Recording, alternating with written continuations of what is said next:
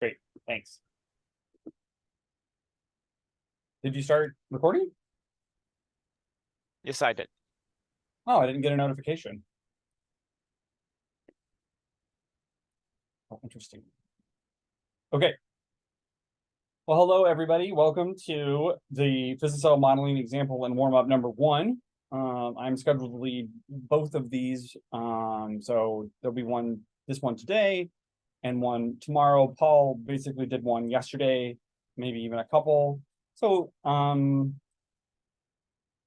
going to be on extracellular matrix, and let's just go ahead and get started.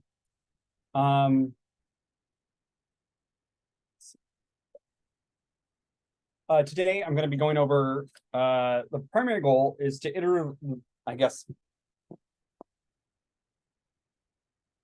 the primary endpoint maybe is to iteratively build a model of extracellular matrix, or ECM, and a proliferative cell population that degrades said ECM. And then in the process, we'll go over some cell mechanics. We'll go over rules to degrade the extracellular matrix, which will highlight cell mechanics. And go over rules to transition cells permanently into another cell type, which was discussed at some length yesterday as well. And please feel free to interrupt with questions. It's informal. It's meant to be informal and informative. So, and also, just, I meant to say this at the beginning. Welcome all those who end up watching this later. If you do have questions at that time, please reach out to myself or another team member probably via the PhysiCell Slack would be one of the best ways to do that. And as Paul did earlier, I'm going to go kind of be going between PowerPoint and the PhysiCell Studio. So I'll be keeping it not in presenter mode. That's on purpose.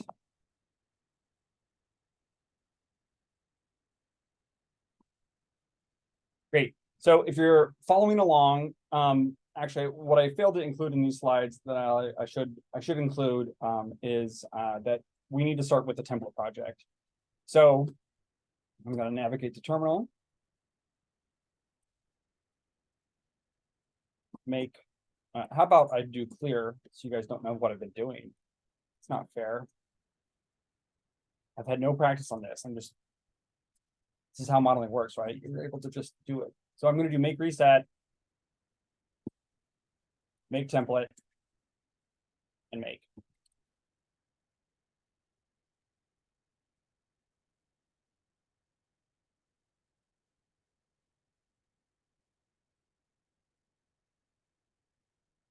Great. And then over here, I'm going to load that template project that I just populated. I've aliased, much like Paul was using a symbolic link. In my case, I've aliased the path and the command to start the studio as well as its path in my bash profile.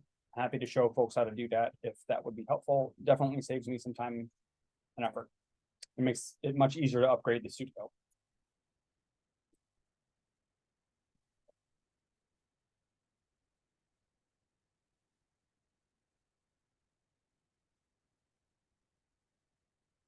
Hopefully all my distractors are off as well. Great. How about we do that?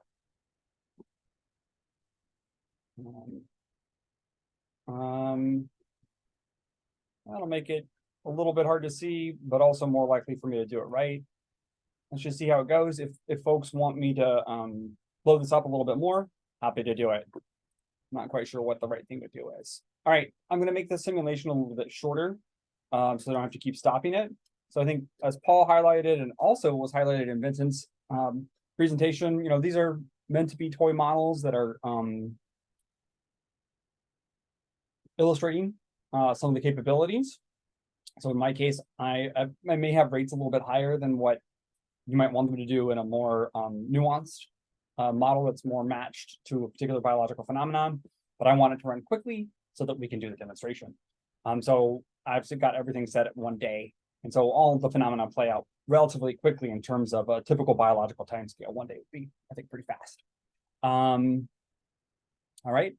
So I changed max time Save. I'm going to disable spring links. Save. Great. And if folks are following along and I'm moving too quickly, just let me know. Happy to slow down. Hopefully with the studio, you can follow along and good either way. You're welcome to keep your video on. Welcome to not. All right, so now I'm making a substrate. So we double click and change substrate to oxygen. And I'm going to set the decay rate to 0.1 because I'm going to have a high uptake. And I'll go ahead and put it at an initial condition of 38. That won't really matter much. And then, but I definitely do want some oxygen coming in from the edges. I'll apply that to all and then turn them on. Great. So next I'm going to move to, oh, and I didn't talk about what ECM is. Like I said, this is just a warm up. Hopefully I'll hit that while we're doing the actual running. But just so you all know, as we get started with this, the overall model is we have one cell population, a single cell population of invasive cells, meaning that they're motile and they're gonna be chemotactic. We could think of those invasive cells as representing many different cell populations. It could be an invasive cancer population. It could be a mesenchymal type cell, a fibroblast. And then we're going to create another cell population, but it's not really cells. It will actually, we'll be using PhysiCell agents to represent our extracellular matrix. And then eventually we'll give these invasive cells properties that enable them to modify that matrix. So anyway, first we're going to get started with the invasive cell population. We'll demo that, then set up the extracellular matrix. So to set up the invasive cells, we need to go to cell types. We'll just use mostly defaults. I'll rename this invasive cell. And we want them to uptake oxygen, get some local gradients, and also make sense.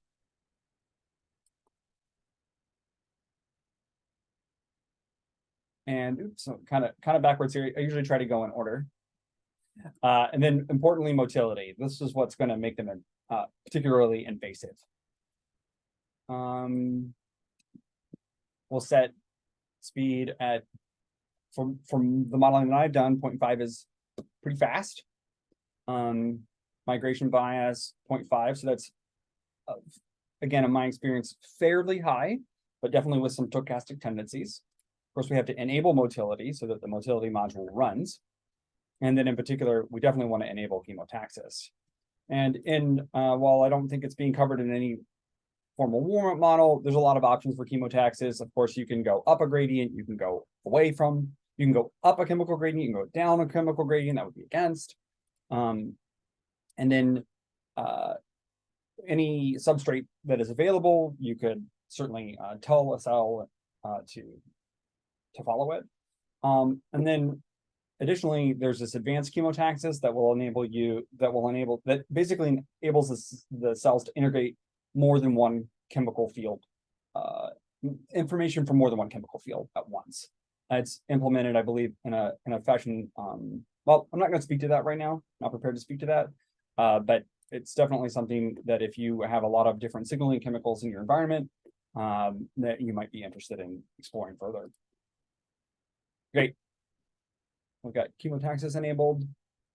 Looks like what I'm expecting. Now, the way that I tend to start a model is that as soon as I can, I like to run it and make sure that I've done things correctly. Again, so building iteratively so that I know if it's going to fail, it fails early and I know where to troubleshoot. So I'm navigating to the IC's initial conditions tab. I only have one cell type, so that makes that super easy. In this case, I'm gonna do a disk. It's like we have in my mind, I'm thinking about an invasive tumor, basically. That is one single population. So we want to fill this disc, this little tumoroid. It's going to be at the center of the domain. So R1 is 0, 150 microns. Plot. Perfect. Exactly what I was expecting. We need to make sure we save it. And then the next one is to enable. Oh, that's not the next one, but we do need to do that. So I'm going out of order. I'll go ahead and enable it, and that will make PhysiCell load that CSV file that I just created. And then here's what this is saying: get rid of your random initialization. So I guess I could have. Great.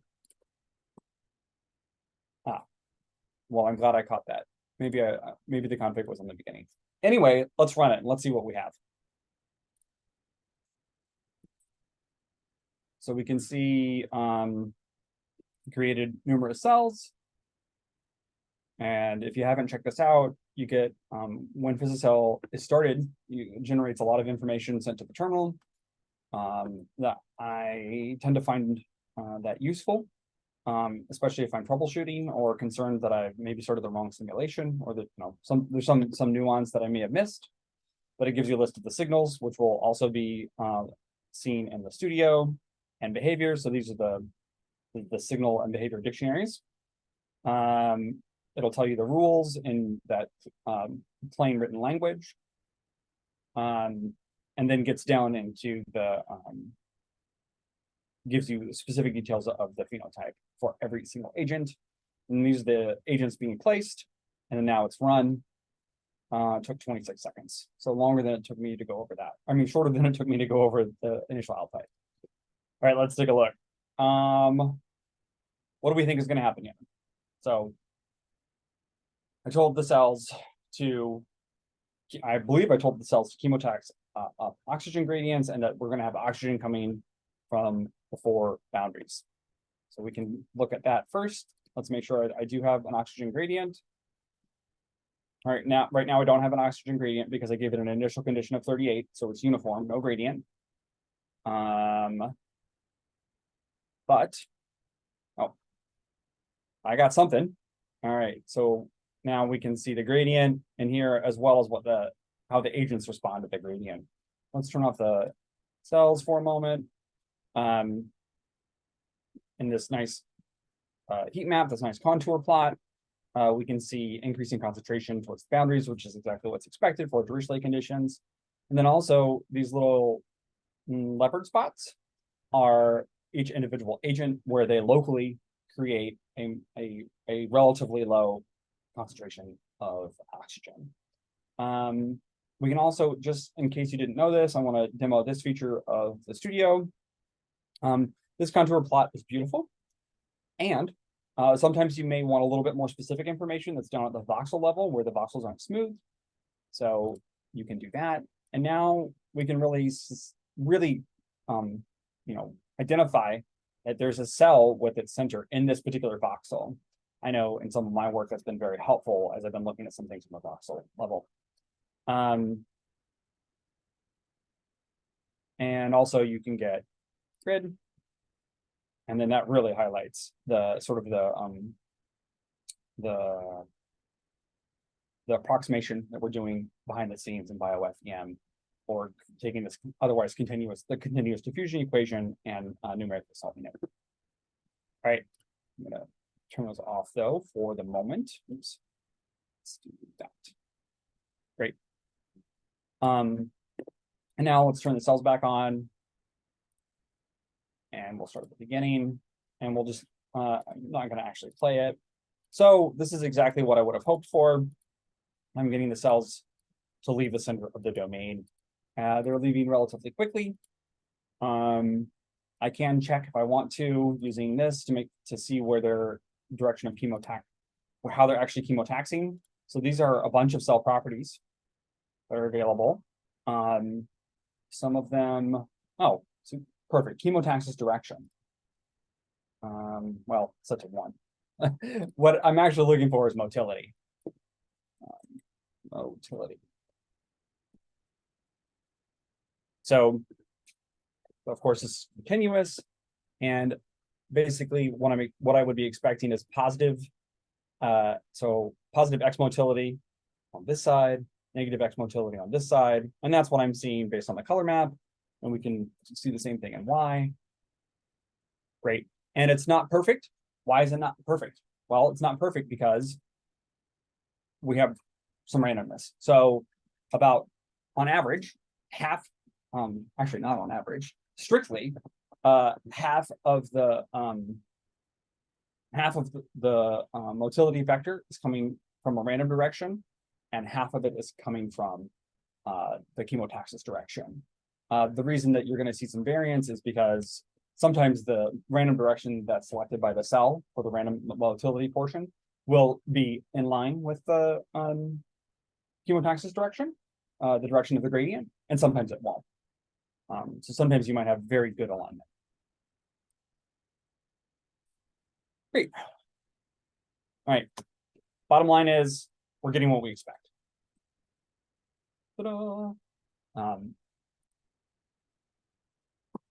Now, let's set up the ECM agents. Like I said, I just, for the purposes of this demonstration, I'm not going more deeply into ECM, but extracellular matrix is the stuff that makes up biological organisms that is not cells, more or less. I typically, in the modeling that I'm doing, I'm typically actually thinking of the kind of extracellular matrix that's made of many, many fibers. And that is, if you will, maybe a little bit squishy. It's not hard like bone. It's not liquidy, very liquidy like plasma. So that's what we're going to be attempting to model here. In fact, we might be really thinking, I've been thinking about this a little bit like a collagen matrix that you might use in an in vitro type of experiment. This model is, and I'll give formal credit to Elmar later. This model is, this toy model that I've been working on is very much inspired by and contributed to by Elmar's work, Elmar, who we heard from yesterday. But anyway, let's set it up. Now, to set up our PhysiCell agent, we need to create a new one. I'm going to do a new one, not copy. That'll give me a little bit of help. I'm going to call it creatively call it ECM. Let's see, I am talking a lot. So let's move faster, maybe. I want my transition rate set to 0 so they don't divide. Make sure you do the transitions and not the duration. And I also don't want them to die. Great. And that's showing the death that I just did. And now this is what's going to make it ECM instead of a more typical PhysiCell agent. I'm going to do two things to make it, well, eventually two things to make it very adherent or tight to itself. So I set cell-cell repulsion at 64. For a typical PhysiCell simulation, it's very high. And then I set relative equilibrium distance to 2, and I enabled it. That's gonna, behind the scenes, set the cell-cell adhesion strength to get it so that the equilibrium is at 2. The equilibrium between cells is at, I believe, when they're just touching 2 cell radii. And I'm going to go ahead and set my elastic constant at 0.5, 0.05. That's a spring constant, basically. So this is fairly stiff. And then my attachment rate, that's 0.75 is high. That means that the agents are very, very likely to make an attachment. And then the detachment rate at 0. So they'll never detach once they've made one. But I don't actually have string, but there is a caveat here. I'm setting these now, but I don't have spring attachments enabled. Great, I'm going to run this. Oh, you know what I didn't do? Set up my agent, but I didn't initialize any of them. So now I need to initialize This time I want it outside as if it's a container. I know folks yesterday in the afternoon were talking about maybe having a barrier. So this is one of the ways that you can basically make a shape in PhysiCell. So right now we're bound to rectangular domains. You can imagine that maybe you have, say, a tumor growing into something, right? Tumors, solid tumors don't grow into nothing. They are inside tissue, and that tissue may have more resistance or less resistance. So a method like this is something that could enable you to get a notion of that resistance. So basically what's going to happen is these cells are going to want to go out just like they did before. Before, there was nothing resisting that force. Now we've got this relatively thick layer of very sticky, very strongly stuck together agents. And that's what's going to, in essence, constitute our tissue or ECM or stroma. But now we can run this.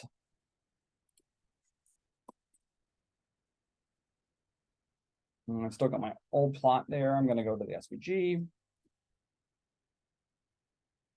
I forgot to save it.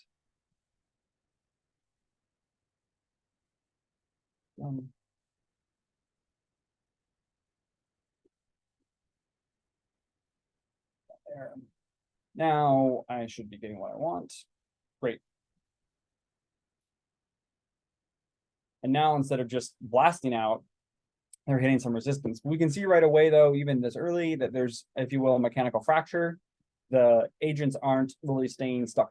They move as a unit, so they're kind of stuck together, but they're yielding to the force that's generated by these chemotaxine cells.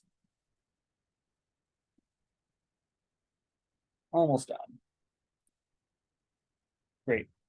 And so we're actually getting a little bit of invasion, but I think that we can do a little bit better than that in terms of making something that resists. And that's where the spring attachments come in. So let's turn on spring attachments and rerun. I'm gonna actually, I think it's interesting to note that I think this will take a little bit longer. So we got 40 seconds. Let's see, because now it's running both mechanics models. Of course, I haven't done any profiling to know if it's actually different. So, for example, all right, started as we intended. Now we're not seeing those. We're seeing, maybe some cracking, but not at all like it was before. Great. So maybe there's a little bit of invasion here. Let's see how it holds mechanically. So there's a little bit. Again, my endpoint for all these simulations is 24 hours. Obviously, if you ran them out further, you might see similar dynamics in all of them. Great. So unlike in the previous simulation where we didn't have spring links on, these springs are really resisting the agents being pulled apart. And since we don't have any detachment, they stay on. And that is a really strong resistive force. So we can see a little bit of that. Should have done this before. We'll be able to see this in the pressure. Right now, we can't color by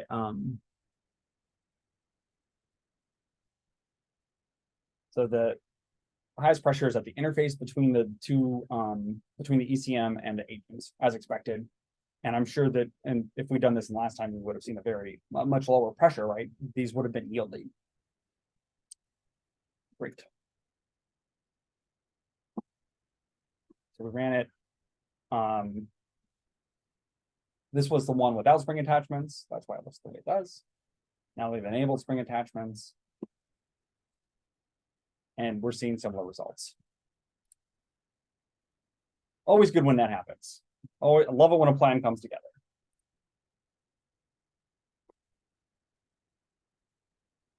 So what happens now? What can we, now that we have the ECM set up the way we want it to, with these much stronger spring attachments, let's play with it. Let's play with what we can do in the context of a cell that is enabled to pass through ECM.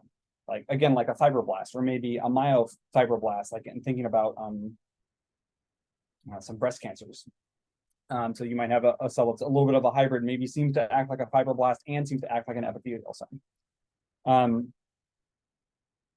So let's see how can we do this? Well,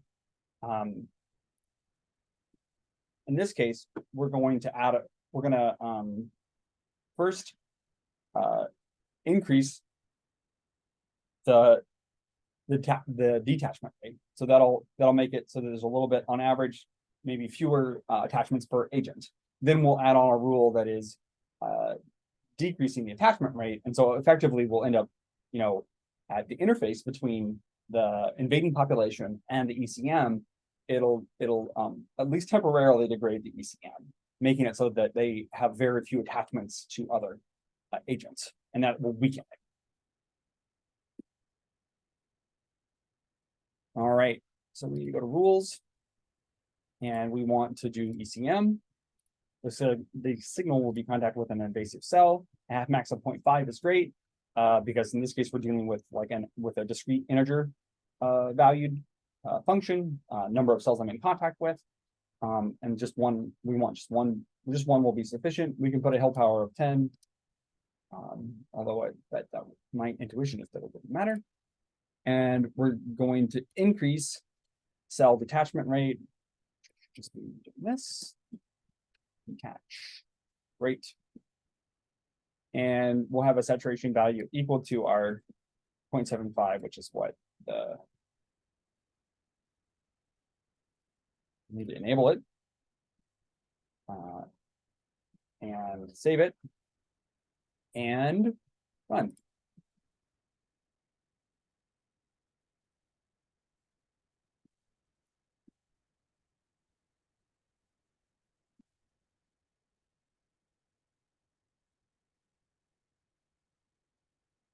Great, actively running. That's always good.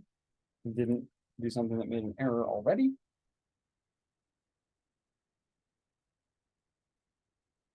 Well, honestly, it looks pretty similar.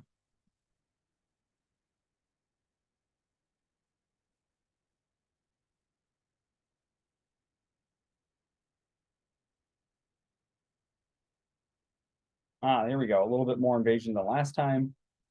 And this is one of those things I don't know if the folks who were talking about maybe some other analysis methods. This is one of those things where I think it could be really helpful to have some other analysis methods to differentiate between, well, now it's become obvious, but differentiate perhaps between subtle differences in rules in the image shapes. Great, I've reproduced relatively closely that. There's stochasticity in these simulations, so I'm not surprised that it's not exactly the same. Now we can add the other rule. It's still cell type ECM, contact with invasive cell, and in this case, I'm going to decrease attachment rate.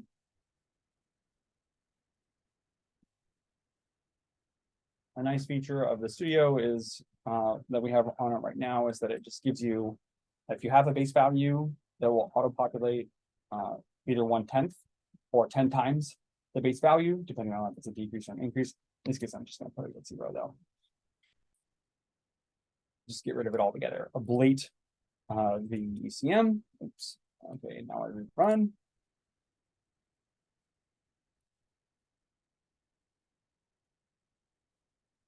Great. And perhaps we'll see a little bit more attachment. Another thing that I wanted to show you all is the ability to view the impact of the rules in the studio. Let's see.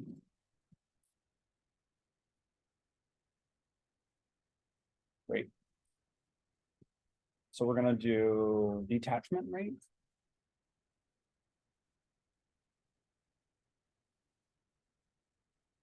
So this is uniformly 0, which is what we expect for our both our ECM and invading cell populations. But with our rules, as soon as one of our invading cells touches the ECM, it should change its attachment rate. Great. So then we see that immediately. And now we can see the interface between the invading cell population and the ECM that it's invading. Cool. Something that I think is really interesting as I've looked at this, let's go ahead and have this play, is that we noticed that I noticed that it's actually interesting in some of the simulations that I ran, it seemed like it was actually very difficult for the invaders to slip past these ECM agents. So then that motivated some of the next stuff that I did. In this case, though, you can see that they did break through. Ta-da!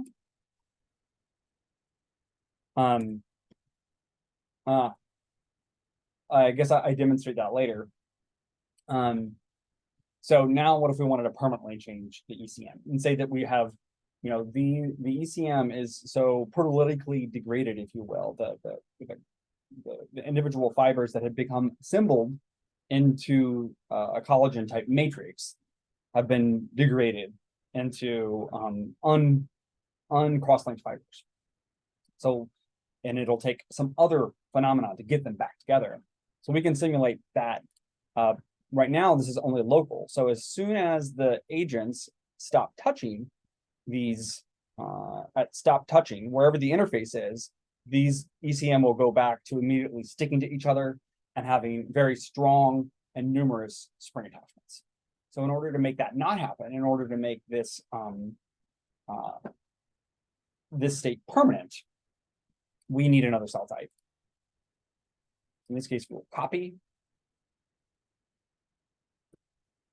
change it to degraded ECM. I think another, you know, you could consider doing a death here too, and then that would be effectively remove that ECM. Anyway, we're gonna have the elastic constant on this degraded ECM at 0, attachment rate at 0.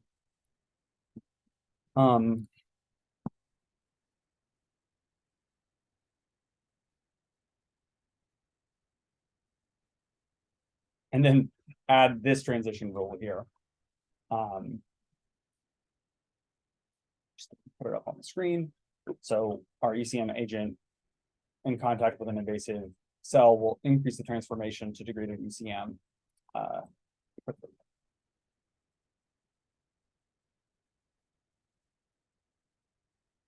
Cell type ECM.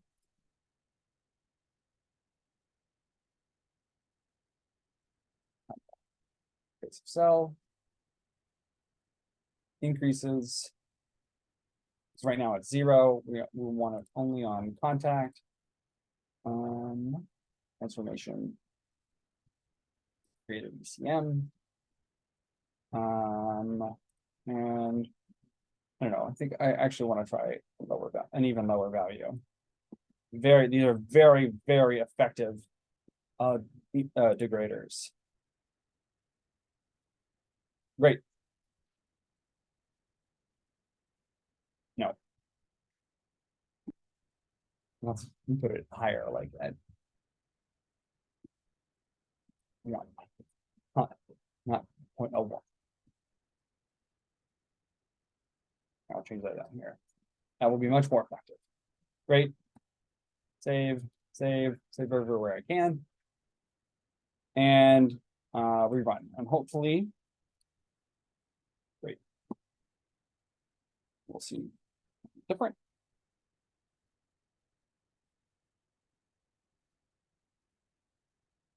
Great. And so now what we're seeing is, as I'd hoped for, as we expected, that our invading cells degrade the ECM. And now that what's left is this in the milieu is just the raw material, if you will, of the what was once cross-linked and strong extracellular matrix. So the pieces are there, if you will, but they're just kind of taking up space. And what does that end up looking like here? Well, it looks pretty similar. So when I was looking at this originally, what struck me was how we don't really get much. They don't really seem to get past the degraded ECM. In fact, it's just kind of pushing it around. And so then that made me think of some other aspects of mechanics in PhysiCell that, like specifically the cell-cell repulsion. And I think in the interest of time, I might do this all at once. Because I'm okay on time. So we'll do cell-cell repulsion and then take a look at the affinities.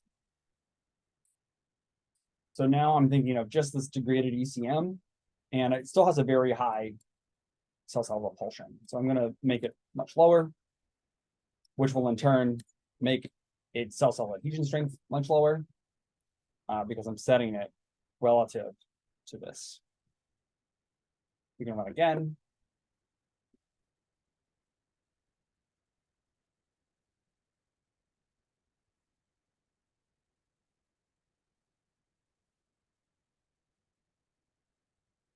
I'm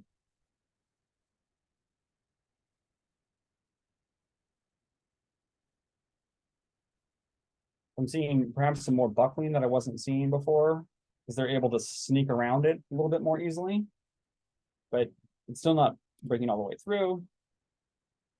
Here we have an agent that's an invasive agent that's now completely surrounded by the degraded ECMs. That means it's been able to kind of sneak or slip past them. We weren't seeing that in the previous one.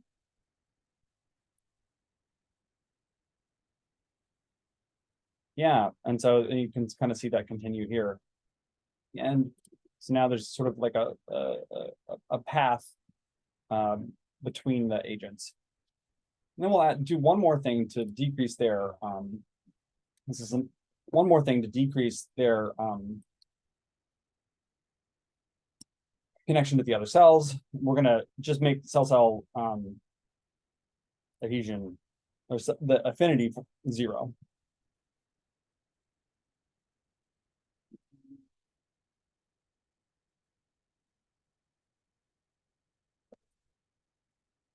Great, I believe that was my next step.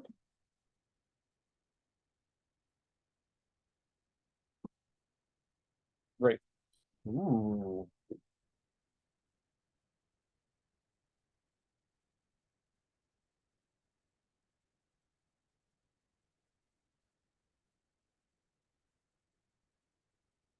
Great. And we can also take a look at the pressure while we're kind of waiting for the simulation to stop.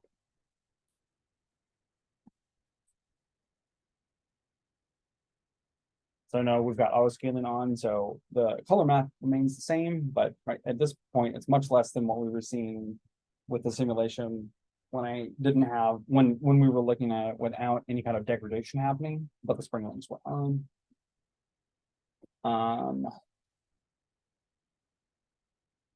Yeah, again, it's almost like we're kind of maxing out at 14, and so there's a release for that pressure. The pressure doesn't build up, and you can see that playing out kind of more or less as expected. There are holes generated in the collagen, if you will, or the extracellular matrix that's surrounding this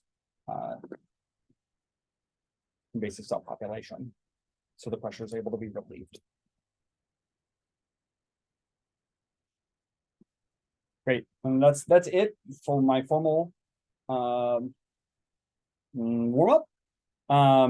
These are our now standard acknowledgements. I also wanted to acknowledge more broadly the ECM, well, not more, the broader extracellular matrix modeling community.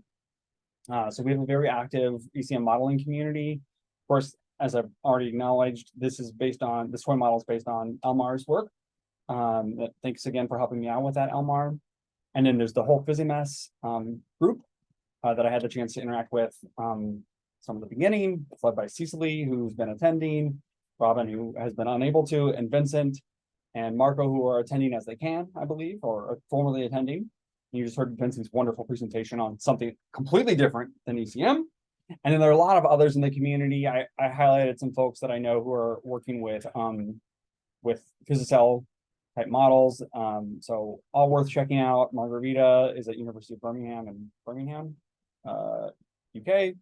And Kevin is at Swansea. Duncan is at Oxford. And Marco is doing some other ECM work as well.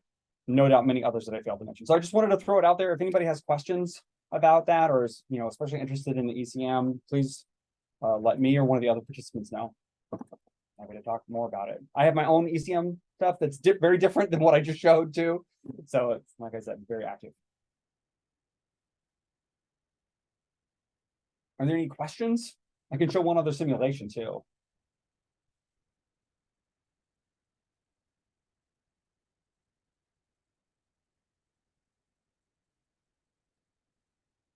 I think, yeah, thank you very much, John. It was very bright presentation. So actually, can you actually Ernesto has a question. Hello, can you hear me? Yes. Yes, very great presentation. I'm wondering, would it be possible, for example, if I have another cell species that is unaffected by the extracellular matrix, could it like pass through the extracellular matrix, or Yeah, would not be possible? Yeah, you can get effects like that. That's honestly what I was expecting a little bit more of a ghost kind of thing with the affinity. I'd like to look at that a little bit more personally. But definitely you can do things like where one cell population, you could definitely get it so that one cell population passed through the barrier. Sure, there's ways to do that. Unfortunately, it didn't quite work out in this simulation the way that I thought it might. Okay, thank you. Of course. I see a question in the chat. Sumik asks, have you done these in 3D as well? I'm going to stop the screen share for the, no, I'm not, because maybe I'll get a chance to show the other one. Have you done these in 3D as well? And yes, so I listed several different sort of modeling efforts. My personal modeling efforts are with where we basically take a continuous approach to the extracellular matrix and discretize it into a field. And while it's not currently, it would work in 3D, although the code isn't completely set up for that at this time. And but that's just one effort. I don't know if I assume Vincent is not on, but I believe, and perhaps Cecily's on, but I believe PhysiMess would work and is probably out of the box, ready to go for 3D.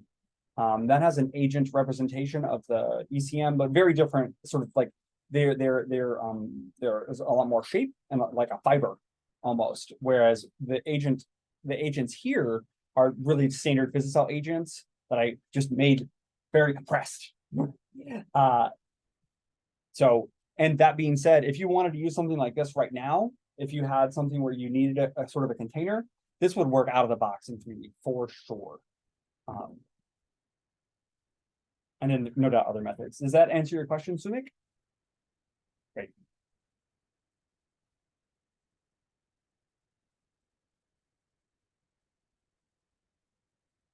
Okay. Oops, that's my own work. That is not what I intended to do.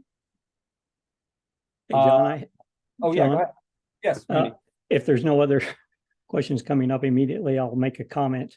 And I'm not sure if Paul mentioned this yesterday or previously, but since you were touching on the idea of reproducibility, when you would, you were saying that the simulations are stochastic. And therefore, when you make even a small change to a rule, or say you add a rule, then you're going to see differences. You're certainly going to see something different when you change a rule, right? So somebody just commented in can you set a random seed to reproduce? So good point. Yes. So if you leave that, whatever it is in your simulation, it's usually 0, but the important thing to do in the config basics is to set the number of threads to just one thread, right? So if you're patient, if your simulation is relatively fast, then by running a single thread, you can rerun the very same parameters, same rules, and get bitwise reproducibility. So therefore, if you change, say, a parameter in an existing rule, you should be able to visually see what that change does to the simulation. If I'm making myself clear. But you know, at the end of the day, you know, biology is certainly stochastic, and you would need to run a whole bunch of just simulations to see some variance with a different either random seed or different number of threads. But long story short, you will have a better chance of getting reproducible results if you just run with one thread. That's all I wanted to say. Oh, sure, absolutely. That's definitely a great thing to think about, especially if you're looking at troubleshooting or really want to compare across things. In my case, I wanted to make sure that it was pointed out that the results that were in the PowerPoint were of course going to be different than what I was doing live, because it was definitely slightly stochastic. And some simulations that I've run with my modeling efforts have been very consistent, and some have been less consistent, or not, if you will, consistent enough to know that I'm doing the same thing, but also inconsistent enough to really see that, okay, well, it's a little bit, it's different. You know, you might want to run 2 or 3 of them.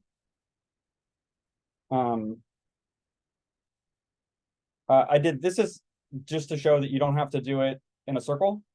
So this is just like a kind of like a very quick model that I did like right before lunch.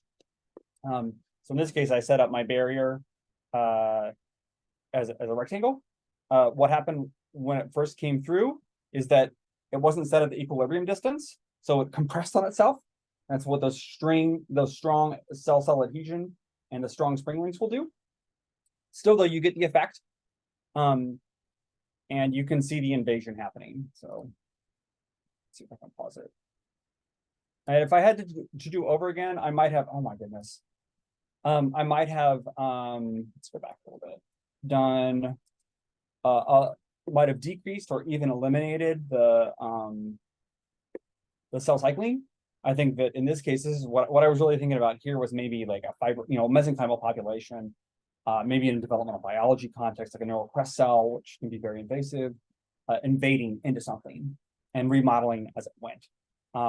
And so I might have turned off proliferation, so we wouldn't get effects of the proliferation itself. And I think that's also worth noting. Then in the previous simulations that I was showing, because proliferation was on, that added to the pressure. So it wasn't only the invasion that was sort of creating that pressure and creating that outward motion, but also just the invasion itself, just the proliferation itself.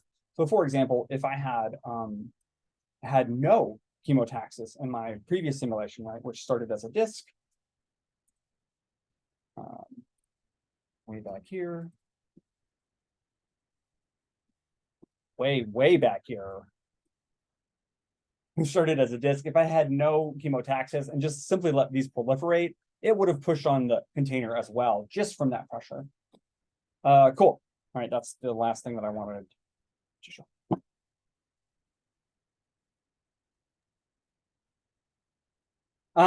Ernesto, that's a great question. So Ernesto asks, have you explored how, if the volume of the ECM agents affects the simulation? Yeah, I off the top of no. This is although it's a really interesting question, you know, I imagine you might get a little bit more granularity, a little bit more tightness. The smaller you made the agents, that would you'd have to be thoughtful. If you were to want to pursue something like this, you'd have to be thoughtful about the size of the agents relative to the sensing region of the agents. So we do have a sort of mechanics voxel that comes into play, and you want the mechanics voxel to be matched appropriately with the size of the agents. And also you'd have an increased computational cost the more agents you had. But all that said, in this case, I think what I really wanted to illustrate here was how you could use, in theory, PhysiCell agents to create a barrier that was perhaps similar to a hard ECM. So I haven't explored this model at that level at all.